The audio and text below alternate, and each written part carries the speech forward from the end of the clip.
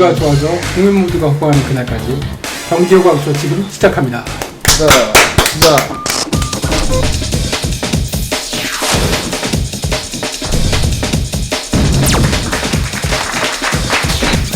홍문종 의원이 탈당을 했잖아요. 그러니까 이제 정치 지형이 이제 또다시 한번 균열이 일어나는 거 아니냐. 그게 요동치겠죠. 네. 자유한국당. 근데 그게 두 가지 시선이 있어요.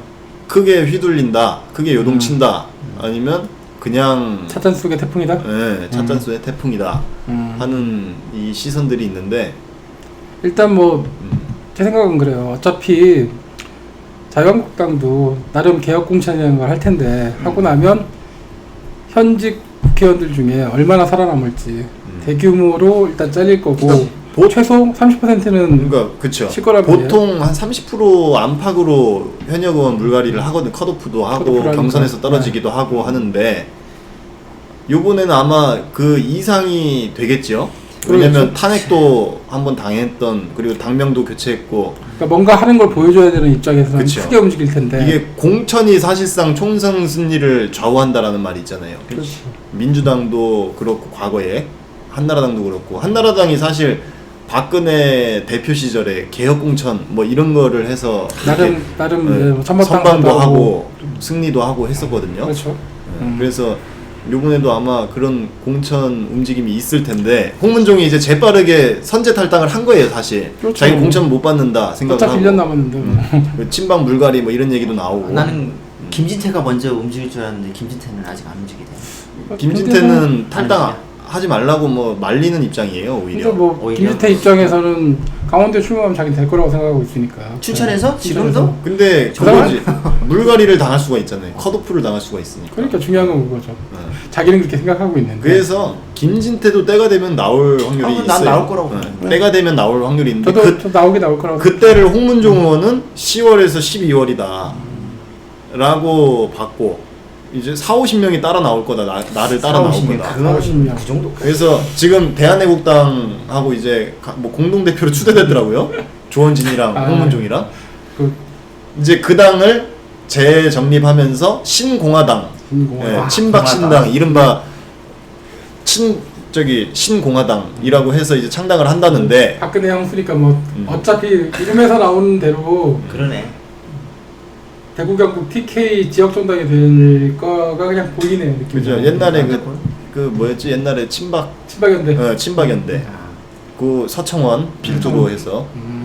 그때랑 거의 비슷해지는 상황이고요. 근데 그때보다 더 많은 의석수를 확보할 수 있느냐가 문제인데, 그때 아마 13석인가 뭐 이렇게 13석? 가져왔어요. 30명 이상 정도는 되지 않을까? 30명 정도는? 저도 그 정도 봐요. 지금 완전히 분열돼 있고, 이제 분열해야 돼. 저도 진짜로. 최소 교섭단체는 구성을 해서, 그래서 진짜. 심지어 잘하면은 기호 3번까지 3번 달고서 총선을 치르지 않을까라는 생각도 잘하면 3번까지 가능하겠네. 잘하면. 그래서 밤이당이 사라지고, 그러니까 밤이당이 4번으로 밀려나거나, 아니면은 지금 분위기가 요것도 한번 예측을 해보면은 민평당이랑 저쪽으로. 그렇죠. 손학규 대표가 정동영 대표랑 이렇게 합치지 않을까.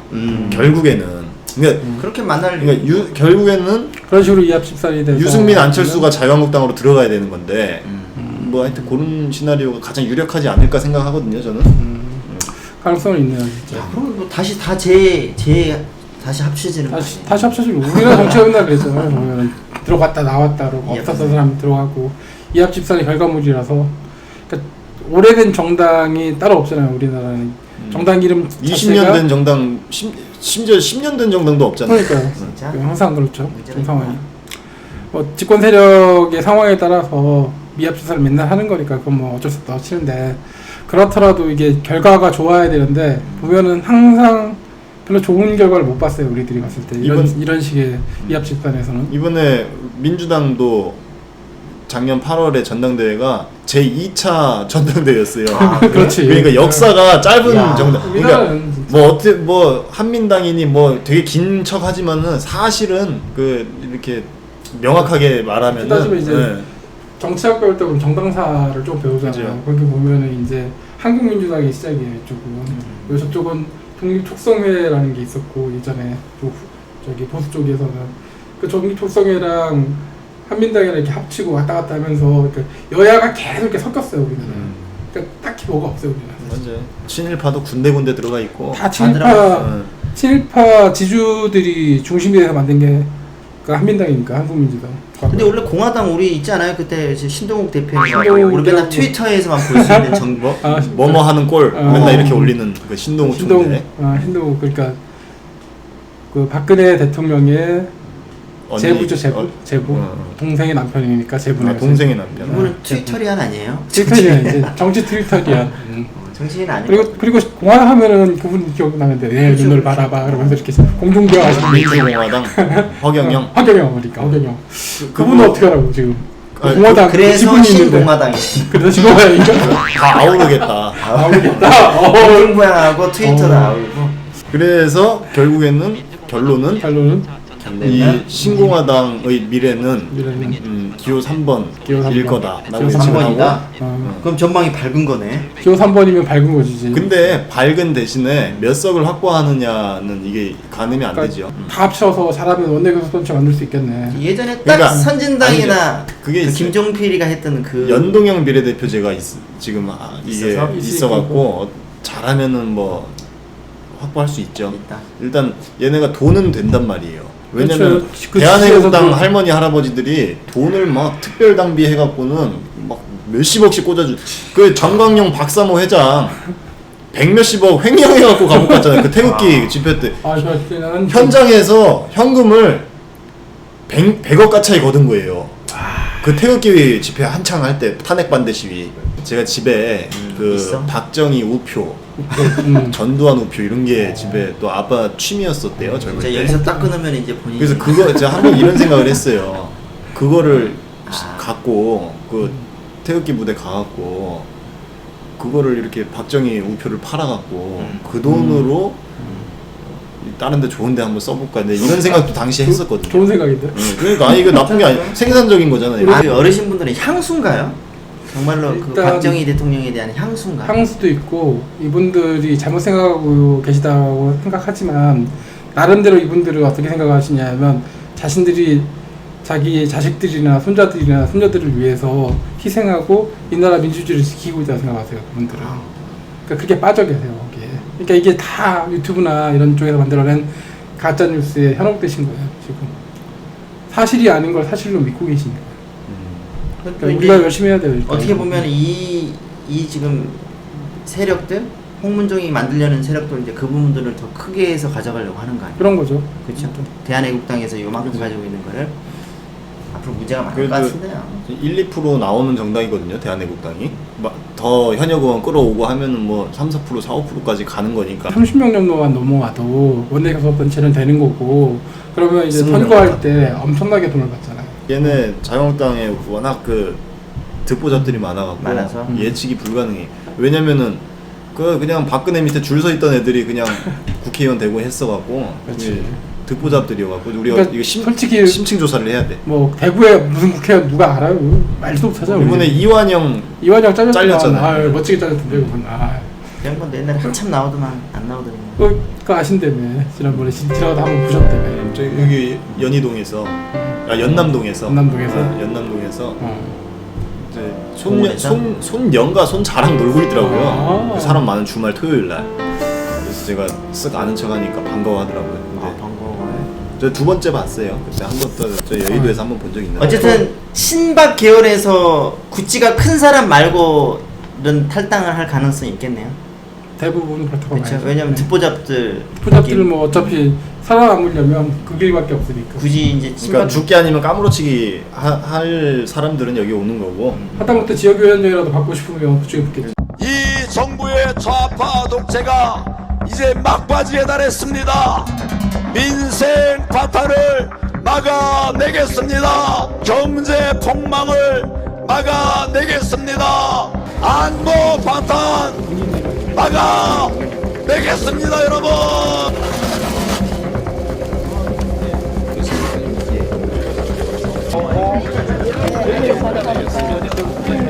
김정은에게 정말 독재자의 진짜 후예라고 말씀해 주십시오. 진짜 독재자의 후예에게는 말 한마디도 못하니까 여기서 지금 대변인이라고 하고 있지 않습니까? 근데 장로님이 엉뚱하게 나한테 이런 질문을 해요. 목사님 혹시 내가 대통령이면 목사님도 장관 한번 하실래요?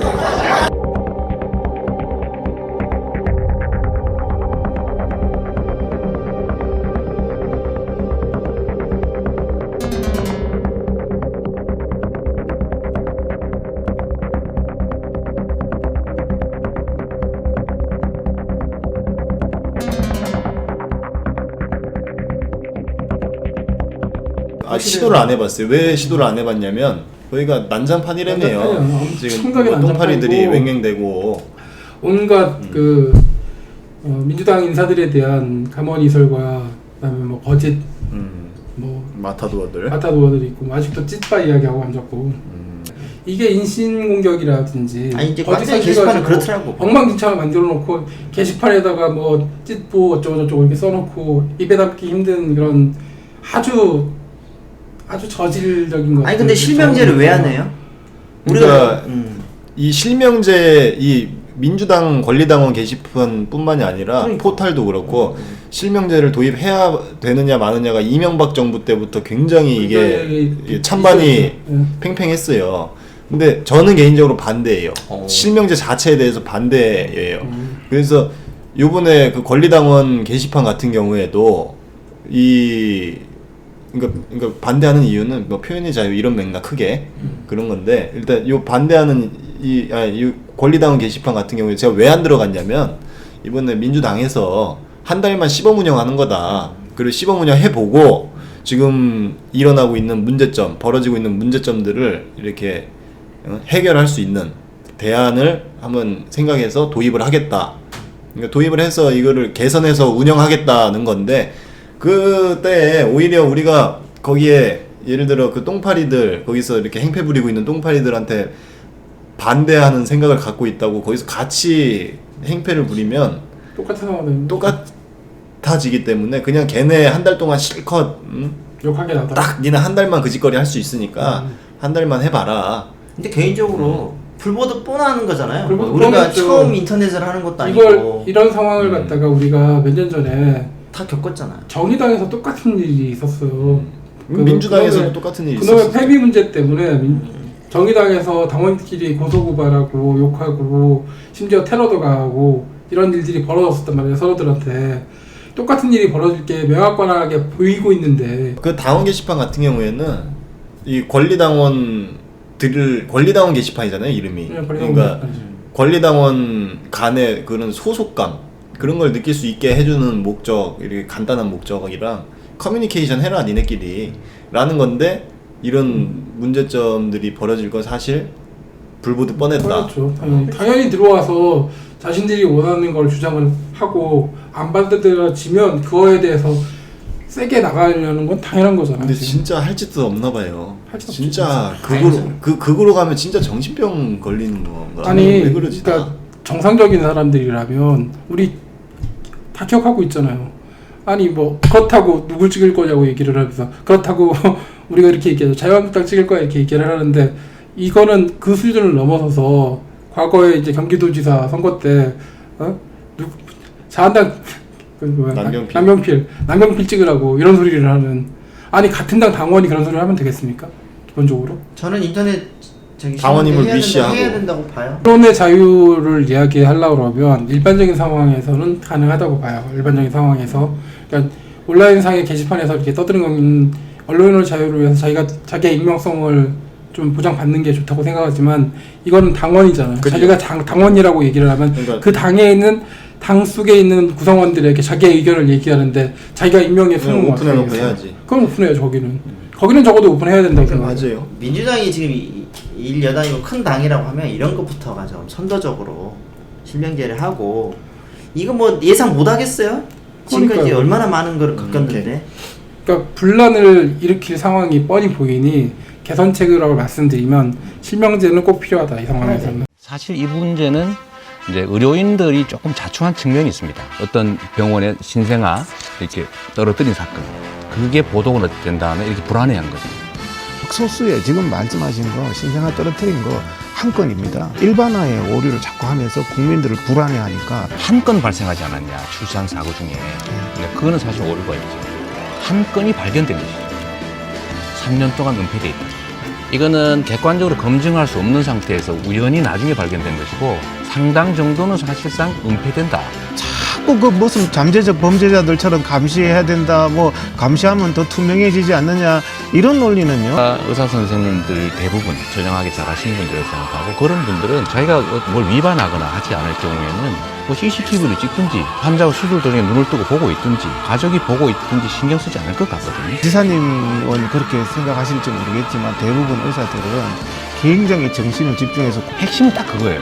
열심히 했는데 실수한 걸 잡아내자는 게 아니고 이런 고의적인, 의도적인 나쁜 행위, 충격적인 그런 사실들, 결코 있을 수 없는 일들, 이런 일들이 우리 눈앞에 벌어지니까 이런 거라도 없게 하자. 비유를 하자면 축구팀이 있는데 축구팀이 훌륭한 팀을 만들려면 실수를 하면 실수를 다시 보완하고 그다음에 분석하고 다음부터 그 실수를 하지 않기 위해서 노력하고 여기에 초점을 해야 되는데 실수하는 축구 선수 잡아 죽이고 아우지 탄광 보내고 이러면 그 축구팀이 잘할 수가 없습니다. 네. 그래서 박근혜 정권 타도를 위해서 모임을 가졌을 때 전 국민들이 다 이제 광화문 광장에 모여서 이야기했을 때 나왔던 구호들이 여러 가지가 있었죠. 연인원 1600만이 외쳤던 구호, 구호들. 세월호 문제, 세월호 진상규명, 진상규명, 철저한 진상규명, 그 다음에 이제 뭐 여러 가지 문제들 중에 또 기억나는 게 뭐 있죠? 이재용 구속하라, 이재용 구속도 있었고, 이명박근혜 구속하라, 그다음에 박근혜 물러나라, 민노당 관련해서 이제 해산된 거, 통합진보당 복권하라, 통합진보당 이석기 석방하라, 전교조 법외노조 철회하라, 철회하라. 뭐 쌀값 현실, 굉장히 다양한 네, 계층의 다양한 정치 세력들과 다양한 시민단체 그런 주장들이 나왔었고 그렇지. 그 주장들을 우리 민주정권이라고 얘기할 수 있는 문재인 정권이 해줄 거라고 다들 믿고 있었죠. 또 하나 있었어요. 이재명을 대통령으로. 그 얘기 듣긴 했었죠. 그때. 촛불 민심이 그랬어요. 제가 보고 겪은 당시에- 촛불 민심이 당시에 그랬어요. 이재명 기사가 인기가 제일 좋을 때가 아니 지지율이었거든요. 지지율이 그때 당시에 1위였던 문재인 후보랑 1, 2%까지 턱밑까지 쫓아갔었는데 쫓아가기도 했었고 그리고 뭐 한상균을 노동부 장관으로 윤석열을 검찰총장으로 아니, 해서 뭔 얘기를 하는데 서론이 이렇게 기십니까? 왜 주냐면 지금 이런 제가 딱 것들이 맞네. 다 이루어지지 않았잖아요 사실. 근데 3년이 지금- 지났는데 그렇지. 지금 한 가지 정도가 막 이루어지려고 하고 있는 게 있죠. 바로 윤석열 검찰총장 검찰총장? 지명권에 대해서. 지명권. 네. 그나마 촛불 민심 중에 한 가지가 반영이 된. 이루어지려고 하고 그러니까 이게 있어요. 되면은 이 여러 가지 그 사건들이 해결될 가능성들이 있다. 그나마 있다고 생각을 하는 그나마? 거죠. 사람들의 기대 심리가 그런 거니까. 근데 저는 그래요. 저는 원래 시작이 어려운 거니까. 저는 약간 보수적으로 생각하는데 이 건에 대해서 윤석열 지금 중앙지검장이 검찰총장이 된다 하더라도 우리들이 바라는 거에 한 40% 많이 해야 40%. 체감은?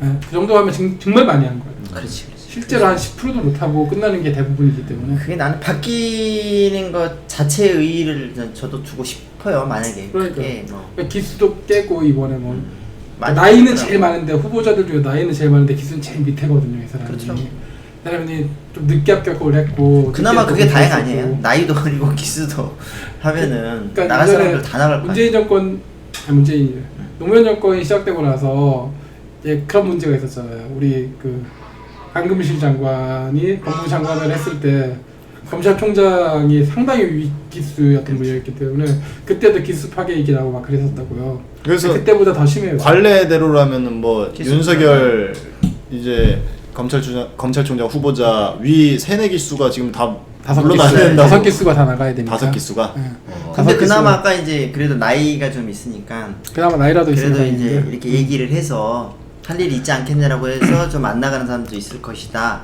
예전에 이제 다 나가면 문제 있다고 그러던데요? 다 인사하는데? 나가면 문제가 심하죠, 갑자기. 인사하는데 문제가 심하대요. 그러니까 아직 그만큼의 역량이 안 되는 사람들을 그 자리로 이렇게 밀어 올려야 되는 상황이 그것도 되거든요. 문제다. 안정성에 그리고 문제가 사실 생기네. 검찰이 어떻게 보면은 되게 웃긴 게 장관이잖아요, 장관. 검찰총장은 사실 정부 직급으로 얘기하면 총장이라는 자리가 차관이어야 돼요, 차관. 근데 사실 장관급으로 쳐줘요. 경찰청장은 차관급이잖아요. 네, 그러니까 쳐준다고. 법무부 이렇게. 장관이 있으니까. 법무부 장관이 있으니까 원래 무슨 부가 있으면 그 근데 부 밖에 청이 있잖아요. 그렇죠. 그럼 거기 다 차관이에요. 원래는 차관이어야 되는데 장관급으로 만들어주다 보니까 검사들의 이 직급이 원래 위신이 보여지는 바깥으로 보여지는 위신 그 직급하고 실제 평가받는 직급하고 달라요. 일반 검사를 상급을 대우를 해준다. 같은 고시를 받는데 일반 행정으로 해갖고 정부 그러니까 당국으로 검찰공화국이에요. 거기는 5급이란 말이에요. 저는 그래서 이번에 윤석열 그 검찰총장 지명자죠. 저는 잘 됐다라고 봐요. 왜냐하면 당연히 아까도 잘된 얘기했지만 거지. 뭐 능력이 안 되는데 그 자리에 뭐 능력을 올린다. 근데 저는 우리가 능력이 없어서 일 못하냐고. 그게 아니라 막 정치색 띄고 그러니까 권력하고 타협하고 이런 게 사실 잘못된 거지. 그래서 저는 이번에 좀 물갈이 좀 아니 됐으면 무조건 좋겠어요. 잘 할 건데 뭐 사람에 충성 안 한다 뭐 이런 조직에 충성하지 사람에 충성하지 않는다는 말이 있는데 이게 근데 되게 중의적인 표현이라 이게 어떻게 보면은 문재인 부메랑이 정권의 된다? 부메랑이 돼서 들어올 수도 있어요. 아니, 저는 뭐 근데 그래도 못한 나는 건 뭐 못했다, 했다고 잘한 건 해야지. 잘했다.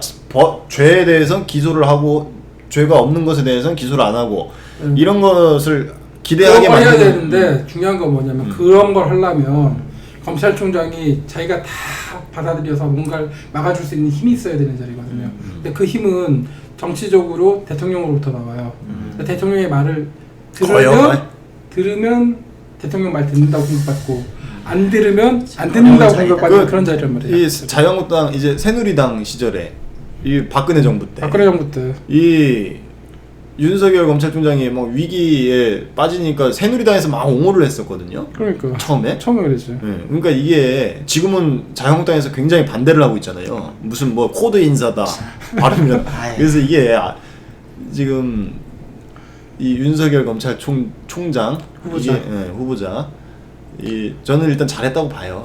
잘했는데 문제는 이 사람이 충성하는 조직에 관련된 생각이 어떤 생각이냐는 거예요.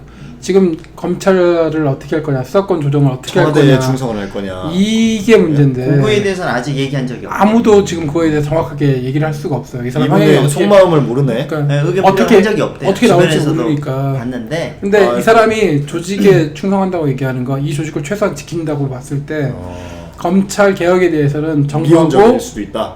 어떻게 보면 대립의 각을 키울 수도 있어요. 이 사람은 그쪽 분야에 대해서는. 그리고 솔직히 저는 사실 지난번에도 몇 번 말씀드렸지만 검찰 수사권 독립, 그러니까 경찰의 수사권 독립에 대해서 저는 되게 부정적이에요.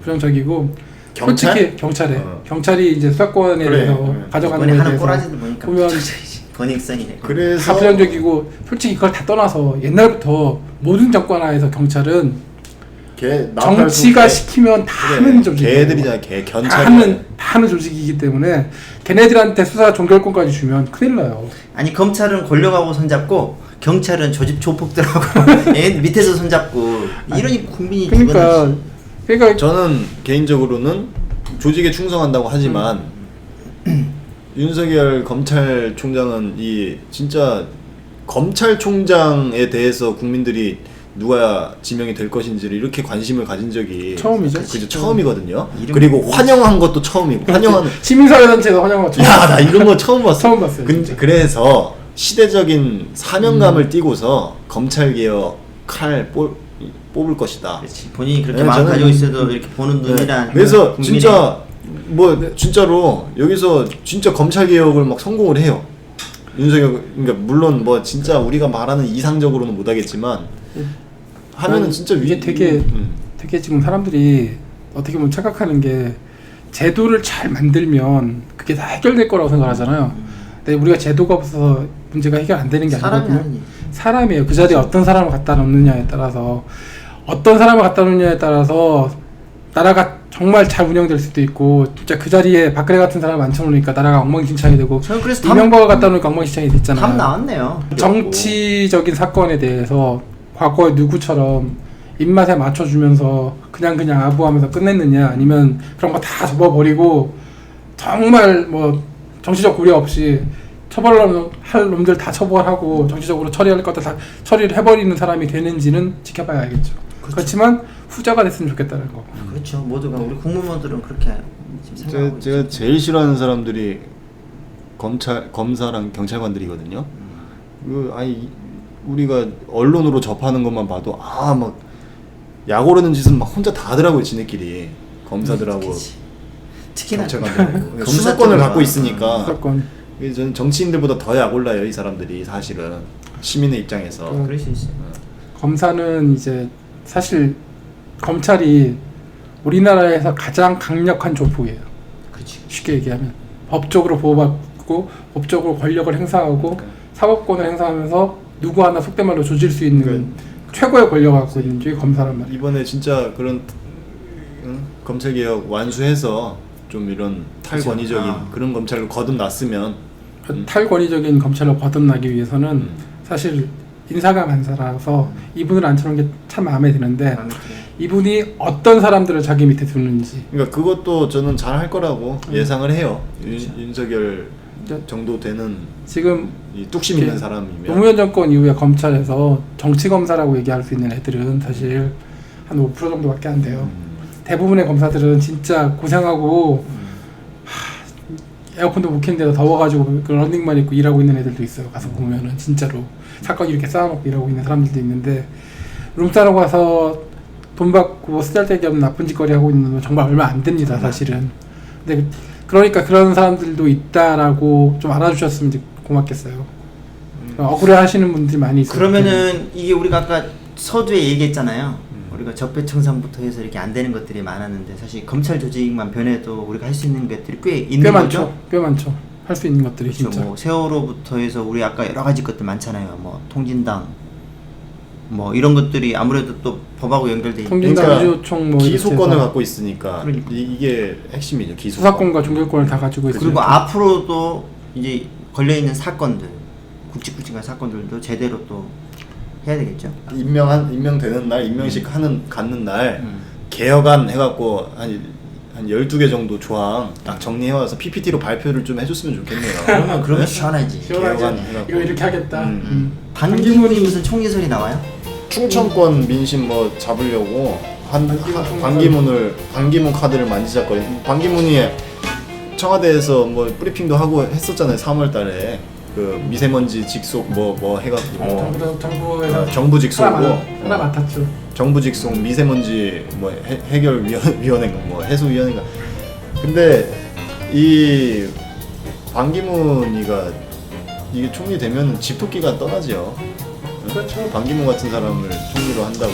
나도 좀 그러니까 기회주의적인 거. 해외에서 바라봤을 때 해외에 있는 다른 외국인들이 봤을 때는 잘 모르겠지만 국가 원수급인데. 우리들이 봤을 때는 이 사람이 어떤 사람인지 알고 있잖아요. 아니 근데 지금까지 총리설이 여러 명 나왔잖아요. 김지표 나고 있잖아요. 그렇게 총리할 사람이 없어요? 우리가 뭐 총리할 만한 사람 없어요 그렇게? 사실 인사청문회 통과할 수 있는 사람이 없어요. 그건 중요한 거예요. 그래서 인사청문회 다 그래서 걸리고. 아무것도 안 하고. 그러니까 아무것도 안 하는 사람이 뭐라도 하면 그게 다 걸리고. 우상호 의원 같은 경우에도